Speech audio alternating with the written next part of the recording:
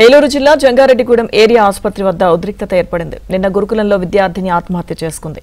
అయితే మృతిపై అనుమానం వ్యక్తం చేస్తున్న బంధువులు వసతి గృహ అధికారులపై చర్యలు తీసుకోవాలని డిమాండ్ చేస్తున్నారు. పోస్టుమార్టంను అడ్డుకున్నారు. దీంతో పోలీసులు, తహసీల్దార్ వారితో చర్చిస్తున్నారు.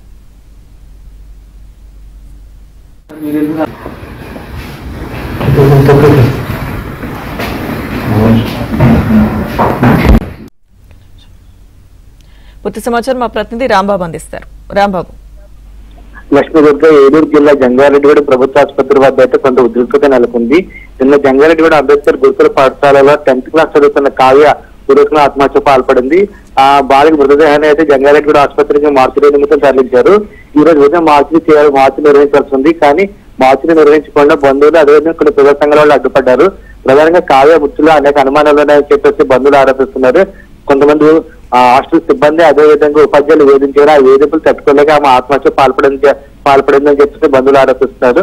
అంతేకాకుండా కొంతమంది హాస్టల్ సిబ్బంది కూడా వేధించారు. కావ్య ఆత్మహత్య చేసుకున్నంత పెరిగింది కాదని చెప్పేసి వీళ్ళైతే ఆరోపిస్తున్నారు. ఈ నేపథ్యంలోనే బంధువులు ప్రజా సంఘాలు పెద్ద ఎత్తున ఆసుపత్రి దగ్గర చేరి ఆందోళన చేస్తున్నారు. దీంతో అక్కడ పోలీసులు అదేవిధంగా రెవెన్యూ అధికారులు చేరుకున్నారు. పోలీసులు ప్రస్తుతం రెవెన్యూ అధికారులు అంటే జంగారెడ్డిగూడెం తహసీల్దార్ బంధువులు ఎవరైతే ఉన్నారో కావ్య బంధువులు వారితో చర్చిస్తున్నారు. సమస్య సానుకూలంగా పరిష్కరిస్తామని చెప్పేసి వారితో చర్చిస్తున్నారు. ఇంకా చర్చలు అయితే కొనసాగుతున్నాయి.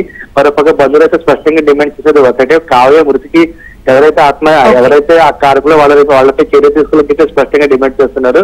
అదేవిధంగా కావ్య కుటుంబాన్ని కూడా ఆదుకోవాలని చెప్పేసి వాళ్ళైతే స్పష్టంగా డిమాండ్ చేస్తున్నారు. ఈ నేపథ్యంలో పోలీసు అధికారులు అదేవిధంగా తహసీల్దార్ వీళ్ళు మాత్రం బంధువులు అదేవిధంగా ప్రజా సంఘాల నాయకులతో అయితే చర్చలు జరుపుతున్నారు.